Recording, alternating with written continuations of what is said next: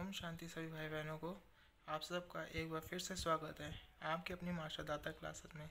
तो जैसे कि हम देख रहे थे, हमने बैंकिंग अवेयरनेस सब्जेक्ट के बारे में हम डिस्कशन कर रहे हैं। फर्स्ट चैप्टर में लेक्चर में हमने देखा था हिस्ट्री जानी थी, हिस्ट्री ऑफ बैंकिंग क्या होती है। सेकंड लेक्चर में हमने बैंक्स अकाउंट के बारे में देखा था, कितने तरह के बैंक्स अकाउंट्स खोल सकते हैं।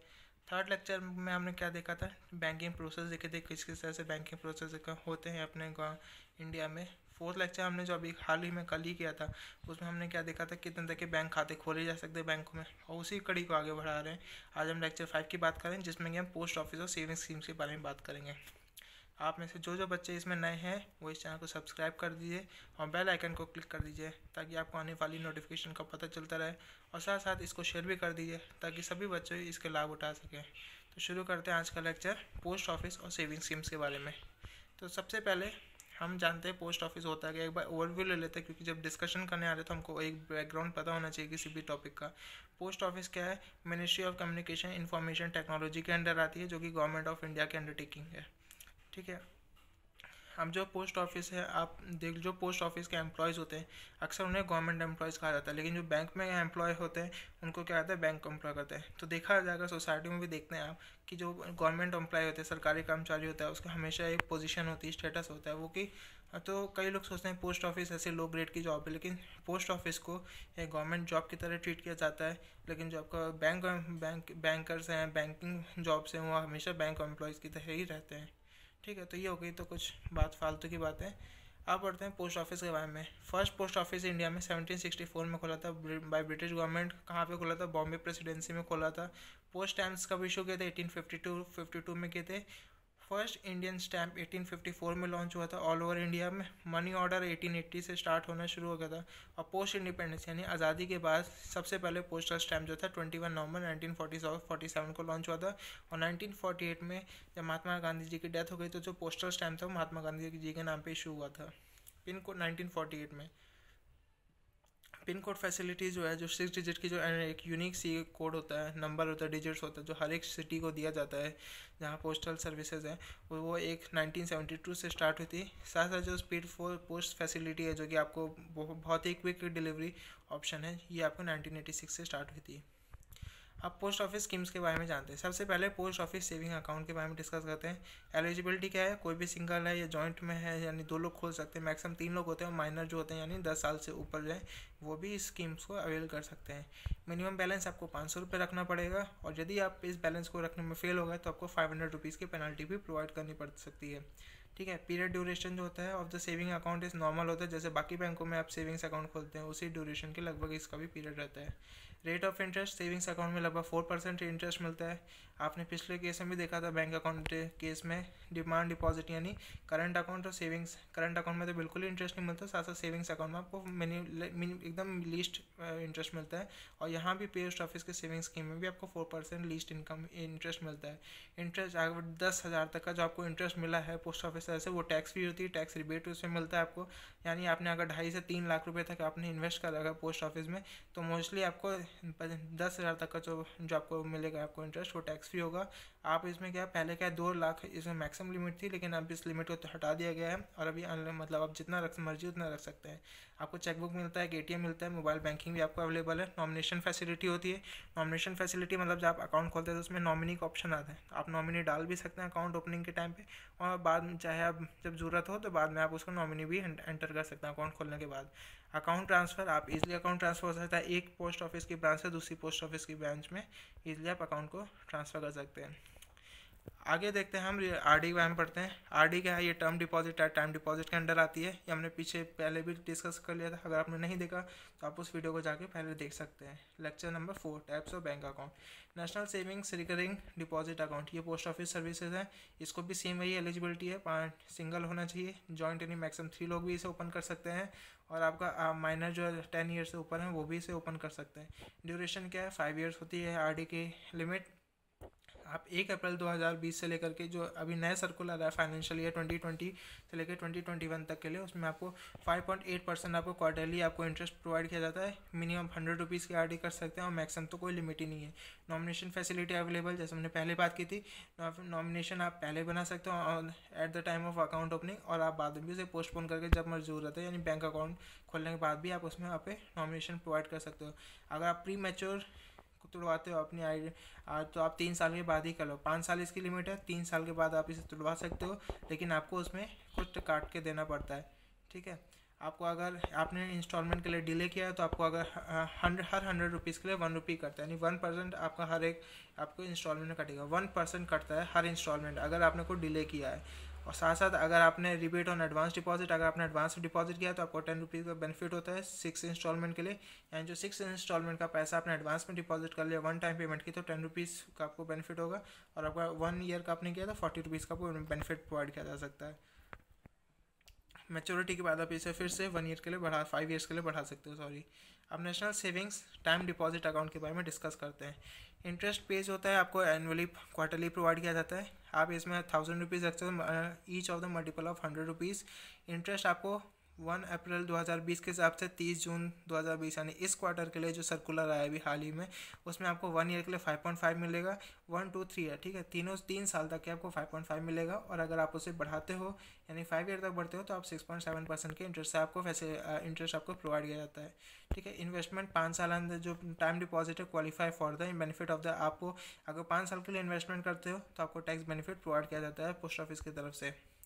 नेशनल सेविंग्स मंथली स्कीम यानी MI स्कीम के बारे में बात करते हैं। इसमें आपको 6.6% का मंथली आपको इंटरेस्ट प्रोवाइड किया जाता है एज फ्रॉम द 1 अप्रैल जो नए फाइनेंशियल ईयर आए हैं 2020 से 2021 के बीच में। इसमें आप अगर सिंगल हो तो आप मिनिमम 1000 रुपये रख सकते हो, और अगर आप मैक्सिमम आप कितना अवेल इसमें डिपॉजिट कर सकते हो 4.5 लाख आप अगर सिंगल अकाउंट खोलते हैं, और जॉइंट यानी 3 लोग या 2 लोग आप मिल के खोलते हैं तो आप मैक्सिमम 9 लाख तक का इसमें आप डिपॉजिट कर सकते हो। मैच्योरिटी भी इसकी 5 साल के लिए होती है। अगर प्री मैच्योर करोगे 1 से 3 साल के बीच में, ठीक है, जिस दिन अकाउंट खोला उससे 3 साल तक आप कभी ब्रोक करोगे उसे तो आपका लगभग 2% जितना डिपॉजिट किया उसका 2% आप काट ले जाता है। और अगर आप 3 साल के बाद उसे आप तोड़ते हो तो 1% आपको उसमें रिड्यूस होता है। कोई भी tax benefit monthly income schemes वालों को नहीं प्रोवाइड की जाती है। अब सेविंग सीनियर सिटीजन्स की बात करते हैं। जो सेविंग सीनियर सिटीजन्स है इसमें क्या होता है, आप में 1 अप्रैल जो अभी मैंने हाल ही में बताया उसमें 7.44% का जो इंटरेस्ट प्रोवाइड किया जाता है। इंटरेस्ट हमेशा आपको फर्स्ट वर्किंग डे मिलता है क्वार्टर के, यानी जब एक क्वार्टर खत्म होता है तो नेक्स्ट क्वार्टर होता है उसके फर्स्ट डे में ही आपको इंटरेस्ट प्रोवाइड कर दिया जाता है। मिनिमम आप 1 लाख दे सकते हो बाई कैश, या फर्दर आपको आगे बढ़ानी पेमेंट करनी है तो आप बाई चेक यूज़ कर सकते हो। ठीक है, और मैक्सिमम आप कितना डिपॉजिट कर सकते हो 15 लाख। ठीक है, इन द मल्टीपल ऑफ पहले 100,000 है लेकिन अब नए नोट्स आ गए तो आप 2000 तक का डिपॉजिट कर सकते हैं। ठीक है, मैच्योरिटी 5 ईयर्स की होती है इसमें। Interest period from the first working day of April, मैंने पहले ही बता दिया, एक क्वार्टर खत्म होता है फिर आपको इंटरेस्ट प्रोवाइड किया जाता है। प्री मैच्योर आप 1 साल के अंदर तोड़ाते हो तो जितना आपको इंटरेस्ट प्रोवाइड किया पोस्ट ऑफिस से सारे डिडक्ट हो सकता है। अगर आप 1 साल के बाद छुड़वाते हो तो 1.5% से रिड्यूस होगा, आपका कटेगा खाते से। और आप 2 साल के बाद करवाते हो तो 1% जितना आपका डिपॉजिट है उसका 1% कटेगा। ठीक है, आफ्टर मैच्योरिटी तो 3 साल के बाद आप इसे बढ़ा सकते हो। जैसे ही मैच्योर होगा आप 3 साल इसे बढ़वा सकते हो। ठीक है, और टैक्स का बेनिफिट आपको प्रोवाइड करता है। अब पब्लिक प्रोविडेंट फंड की बात करें, ये इसमें आपको 7.4% मिलता है। कब से मिला है, 1 अप्रैल 2020 से लेकर 2021 का जो फाइनेंशियल ईयर है उसमें आपको 7.4% से आपको इंटरेस्ट प्रोवाइड किया जाता है कंपाउंड एनुअली। ठीक है, ये भी क्वार्टरली मिलता है। इसमें मिनिमम 500 रख सकते हो और मैक्सिमम आप 1.5 लाख तक का डिपॉजिट कर सकते हो। किसमें, PPF के केस में। ओनली सिर्फ एक ही अकाउंट, एक पर्सन के नाम पे एक ही अकाउंट यहाँ पे खोला जा सकता है। नॉमिनेशन फैसिलिटी अवेलेबल है, जैसे हमने पहले बात की थी। अकाउंट खोलने के टाइम पे भी आप नॉमिनी बना सकते हो, और अकाउंट आपका खुल जाए तो उसके बाद भी आप इजीली नॉमिनी किसी को भी आप मतलब दे सकते हो। ठीक है, इंटरेस्ट जो होता है कम्प्लीटली टैक्स फ्री होता है। इंटरेस्ट में कभी भी कोई टैक्स नहीं लेता है, लेकिन जो अपना डिपॉजिट है, ठीक है, डिपॉजिट पे टैक्स लगेगा, लेकिन जो इंटरेस्ट देंगे उसमें आपको टैक्स नहीं देना पड़ेगा। मैच्योरिटी पीरियड 15 साल के लिए, PPF हमेशा 15 साल के लिए कराया जाता है पब्लिक प्रोविडेंट फंड। अगर आप प्री मैच्योर क्लोज कराते हो, ठीक है, यानी मैच्योरिटी से पहले ही इसको आप बंद करवा देते हो, तो 5 साल तक आपका 1% डिडक्ट होगा। ठीक है, और ये कंडीशन क्या है, कंडीशन भी इसमें है कि अगर आपको जैसे कोई बहुत ही खतरनाक बीमारी, जैसे आपको कैंसर है और भी कई बीमारी होती है जो कि लाइफ थ्रेटनिंग होती है, आपको ऑपरेशन हुआ है, कोई सर्जरी हुई है, जो एक्सीडेंट बहुत मेजर एक्सीडेंट हुआ, तो या फिर आपके अकाउंट होल्डर, जिसने अकाउंट होल्डर उसका हुआ, या उसकी स्पाउस, या फिर मतलब उसके हस्बैंड वाइफ जो भी है उसका हुआ है, या फिर बच्चों का कभी हुआ है, तो अब उस केस में आप उसे तुड़वा सकते हो, ठीक है। लेकिन कंडीशन वही है, 1% आपको वहाँ भी फाइन देना पड़ता है। हायर एजुकेशन चाहिए, जिस अकाउंट होल्डर है उसके बच्चे अगर हायर एजुकेशन के लिए रहते हैं और पैसे कमी पड़े तो भी यहाँ से पैसे निकाले जा सकते हैं, प्री मेच्योर इसके तोड़ा जा सकता है। और साथ साथ अगर आपने अपना रेसिडेंस चेंज कर दिया तो भी इसे तोड़ा जा सकता है। कंडीशन वही है, 1% टैक्स रिडक्शन। अब हम बढ़ते हैं नेशनल सेविंग क्रेडिट यानी 8th इशू अकाउंट के बारे में। इसका भी वही 5 ईयर का ड्यूरेशन है। इंटरेस्ट आपको 6.8% मिलता है, जो अभी नया सर्कुलर है 2020-2021 के लिए, फाइनेंशियल ईयर के लिए। मिनिमम बैलेंस 1000 रुपये रखने पड़ेगा। Each of the multiple of 100 rupee. Eligibility वही सेम है, जैसे सिंगल खोल सकते हैं, जॉइंट में मैक्सिमम 3 लोग खोल सकते हैं, साथ साथ ट्रस्ट भी इसे खोल सकते हैं और एनी अदर और ठीक है, और इसके सर्टिफिकेट खरीद सकते हैं आप। दो national saving certificate will be issue in the shape of passbook, यानी लगभग 2 पासबुक के फॉर्म में आपको मिलती हैं। और 3 डिपॉजिट अगर आप करते हो, 3 deposit qualify for the tax rebate under. 3 deposit तक आपको कोई भी टैक्स देना नहीं पड़ता। अगर आप 3 डिपॉजिट से आगे बढ़ते हो तो आपको टैक्स देना पड़ता है नेशनल सेविंग सर्टिफिकेट यानी 8th इशू में। अब किसान विकास पत्र, ये आपने अक्सर देखा हो, कई लोग किसान विकास पत्र करते हैं, क्या पैसा डबल कर देते हैं। मतलब आप एक फिक्स ड्यूरेशन के लिए उस अमाउंट को डिपॉजिट करिए और फिर उसका जो आपका जो पैसा होता है वो डबल होके मिलता है आपको। तो इसको कौन कौन से सर्टिफिकेट खरीद सकते हैं किसान विकास पत्र को? सिंगल खोल सकता है, कोई जॉइंट अकाउंट खोल सकता है, माइनर ये 10 साल के ऊपर, या फिर कोई अडल्ट खोल सकता है, उस बच्चे के बिहाफ पे खुद खोल सकता है अपने नाम से, ठीक है यानी। लेकिन जैसे ही 18 ईयर्स का पूरा हो जाएगा उसको वापस दे दिया जाता है। गार्जियन खोल सकते हैं on the behalf of a person unsounded mind, यानी जो हैंडीकैप या फिजिकली चैलेंज लोग हैं उनके जो गार्जियन है वो भी उन बच्चों के लिए, उन लोगों के लिए इस अकाउंट को खोल सकते, KVP ले सकते हैं। KVP मतलब किसान विकास पत्र। KVP will be issued on the shape of, ये पासबुक के फॉर्म में इशू किया जाता है। KVP कैन भी, इसे किसी भी डिपार्टमेंटल, किसी भी पोस्ट ऑफिस जो हेड पोस्ट ऑफिस है उस एरिया का, वहाँ से खरीदा जा सकता है। नॉमिनेशन फैसिलिटी मैंने पहले ही बताया, अकाउंट के ड्यूरेशन ओपनिंग के टाइम पे और अकाउंट के बाद ड्यूरेशन के उस समय भी खोल कर सकते हैं नॉमिनी। सर्टिफिकेट ट्रांसफरेबल होता है, यानी आप एक ब्रांच से दूसरे ब्रांच को ईजिली सर्टिफिकेट ट्रांसफर कर सकते हो अपने KVP। और सर्टिफिकेट जो होता है एन कैश, यानी 2.5 साल के बाद इसको कैश कराया जा सकता है। अगर आपको मतलब ब्रेक कराना है बीच में तो 2.5 साल के बाद इसे तोड़वा सकते हैं।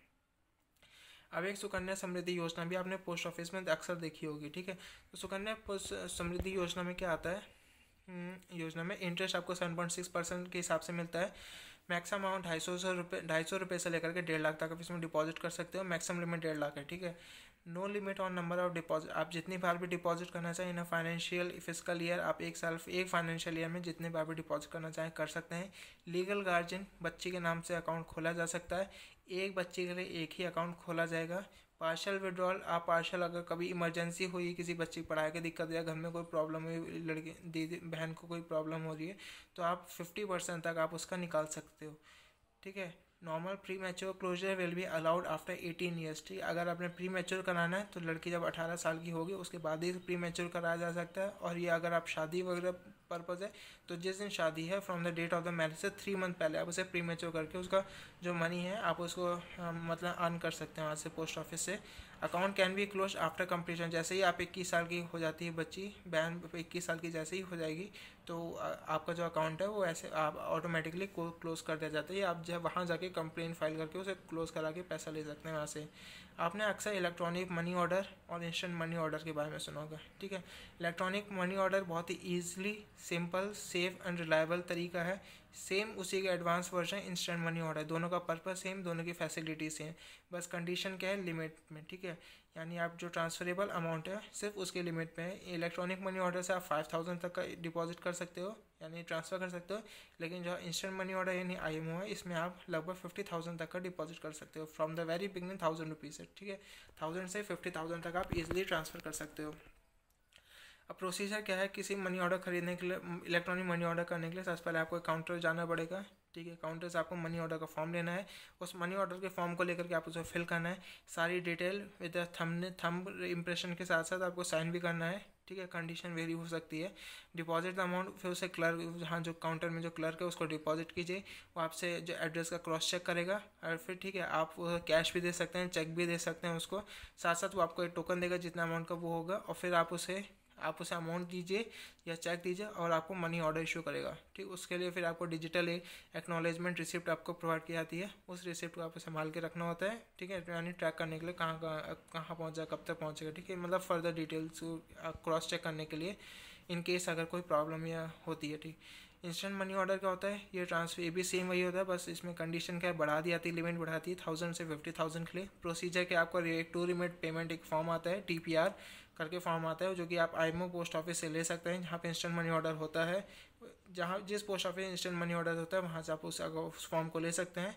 क्लर्क क्या करता है, IMO फॉर्म में उसे साइन करता है, सारे मतलब आप डिटेल भरिए, कैश दीजिए, वो सब कुछ तैयार कर देगा। फिर आपको एक सील पैकेट होता है। ठीक है, बहुत एक जैसे आपको ATM कार्ड मिलता है ना, तुम सील्ड होकर के आपको पिन मिलता है, वैसे आप वो आपको सील्ड पैकेट देगा जिसमें 16 डिजिट का वो नंबर होता है। ठीक, उस नंबर को आप ट्रैक कर सकते हैं जब ज़रूरत पड़े। साथ साथ अगर वो आप कॉन्फिडेंशियल, वो क्लर्क को भी नहीं पता वो 16 डिजिट नंबर कौन से है, वो आपको एक ऐसे ही रैंडमली उठा के देता है, उसको स्कैन करता है और साथ साथ आपके जो अपने IMO ऑर्डर है, इंस्टेंट मनी ऑर्डर, उसको स्कैन करके दोनों को मैच करके एक वहाँ पैकेट सेंड कर देता है और एक आपको दे देता है। ठीक है, आप उसे ट्रैक करने के लिए या फिर आपको जेन्युइन है कि नहीं है, आप अपने रिसीवर जो वहाँ पर आप वेट कर रहा है उसको आप वो नंबर बता सकते हैं, वो क्रॉस चेक करके उस ऑर्डर को एक्सेप्ट कर सकता है। तो thanks for watching this video. ये हमने फिफ्थ लेक्चर की बात की। इस लेक्चर में हमने क्या पढ़ा कि बेस्ट पर जो आपका जो पोस्ट ऑफिस है उसमें किस तरह के आप वहाँ पे अकाउंट खोल सकते हैं, कौन कौन सी सेविंग स्कीम्स होती है, कौन कौन सी सर्विसेज प्रोवाइड की जाती है, किसान विकास पत्र, सुकन्या समृद्धि, इस सभी योजना हमने डिटेल में समझा था। तो आई होप आपको लेक्चर समझ आया होगा। Thanks for watching. इसे शेयर कीजिए, सब्सक्राइब कर दीजिए, इस चैनल को लाइक कीजिए ताकि और बच्चे भी इसका फ़ायदा उठा सकें, और सब्सक्राइब करने से आपको आगे आने वाली नोटिफिकेशन को मिल सकती है। Thank you for watching. ओम शांति।